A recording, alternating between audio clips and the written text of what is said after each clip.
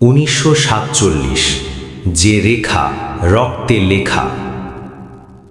ধীরে ধীরে সাদা কালো ফুটেজ, ট্রেনে ঠাসাঠাসি মানুষ, মাথায় বোঝা, কাঁধে শিশু, জ্বলন্ত গ্রাম, মানচিত্রে একটি লাল রেখা টানা হচ্ছে।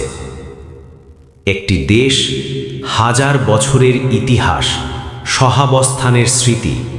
কিন্তু একদিন একটি রেখা টানা হলো। রেখাটি কাগজে ছিল, কিন্তু কেটে গেল মানুষের হৃদয়।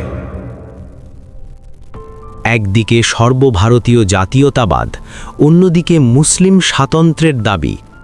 মোহাম্মদ আলী জিন্নাহ ঘোষণা করলেন দুই জাতি তত্ত্ব। জওহরলাল নেহেরু চাইলেন শক্তিশালী একক Bharat. 1940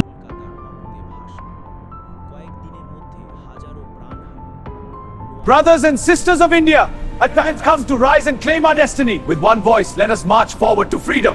Brothers and sisters of India, the time for change is upon us. একজন We must rise আইনজীবী together against যিনি কখনো ভারত দেখেননি, তার হাতে তুলে দেওয়া হলো ভাগ্যরেখা আঁকার কাজ। তিনি হলেন সিরিল র্যাডক্লিফ। মাত্র 5 সপ্তাহে আঁকা হলো সীমারেখা। 15ই অগস্ট মানুষ উদযাপন করছিল স্বাধীনতা, কিন্তু জানত না তাদের বাড়ি কোন দেশে পড়েছে। ভয়েস ওভার গভীর। রেখাটি মানচিত্রে ছিল সোজা, কিন্তু বাস্তবে তা ছিল রক্তাক্ত। শেষ ভাইসরয় লর্ড মাউন্টব্যাটেন দ্রুত ক্ষমতা হস্তান্তরের সিদ্ধান্ত নিলেন। 1948 নয়, 1947 অগাস্টেই স্বাধীনতা। সময় কম ছিল, প্রস্তুতি অপূর্ণ ছিল, ফলাফল বিশৃঙ্খলা। কাশ্মীর, হায়দ্রাবাদ, জুনাগড় অমীমাংসিত প্রশ্ন রয়ে গেল। প্রায় 1.5 কোটির বেশি মানুষ স্থানচ্যুত হল, লাখো প্রাণ হারালো, অসংখ্য নারী নির্যাতনের শিকার হল।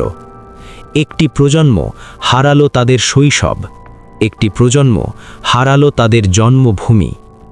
1947 কেবল বিভাজনের বছর নয়, এটি স্মৃতির বছর, এটি সতর্কবার্তা।